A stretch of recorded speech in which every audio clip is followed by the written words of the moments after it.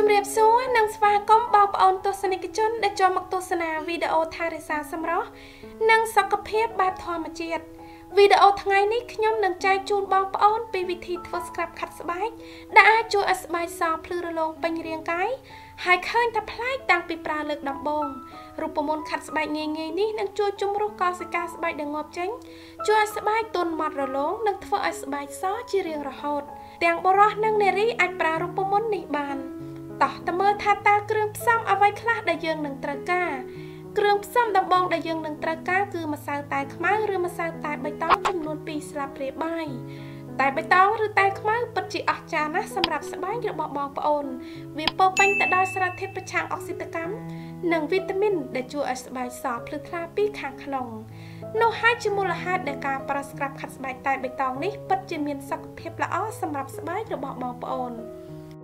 បន្ទាប់មកទៀតបងប្អូនត្រូវការម្សៅកាហ្វេ1ស្លាបព្រាបាយម្សៅកាហ្វេជួយបង្កើនកម្រិត collagen និងកាត់បន្ថយកោសិកាចាស់ៗរួចហើយបងប្អូនត្រូវការម្សៅសូដាចំនួន2ស្លាបព្រាបាយម្សៅសូដាគឺជាអាល់កាឡាំងនៅក្នុងធម្មជាតិដែលជួយធ្វើឲ្យរន់រោមនិងផ្ទៃមុខទន់រលោង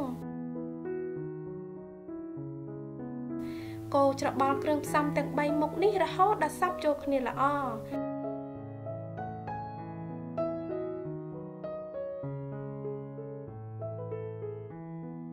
បន្ទាប់មកទៀតបងប្អូនត្រូវការយ៉ាអ៊ូរសជាតិសាបចំនួន2ស្លាបព្រាបាយ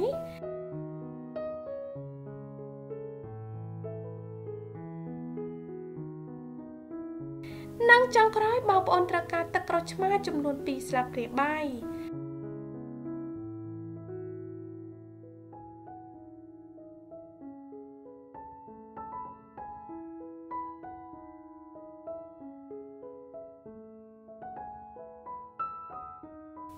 សូមកូរច្របល់គ្រឿងផ្សំទាំងអស់រហូតដល់សព្វចូលគ្នាល្អ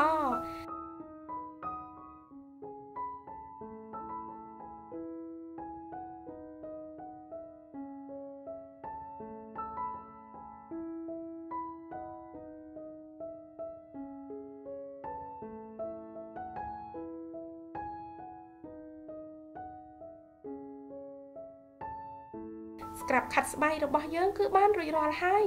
សូមស្ក្រាប់ថ្នមនៅលើដៃ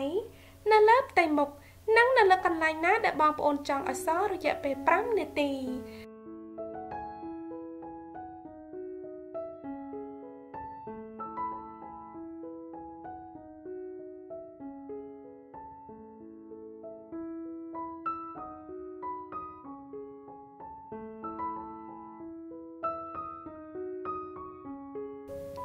បន្ទាប់ពីខាត់រួចរាល់ហើយសូមទុកចោលនៅលើស្បែករយៈពេល15ទៅ20នាទីទៀតសំលៀងជម្រះចេញ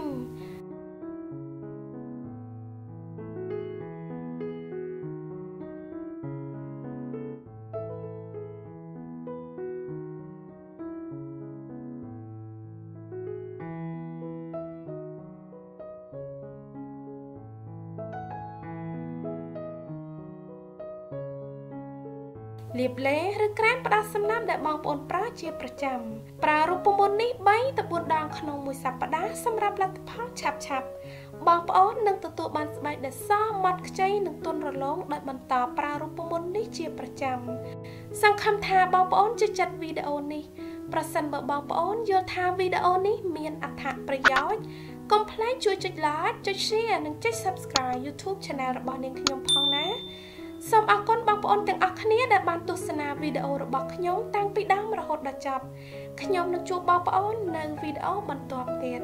សូមជម្រាបលា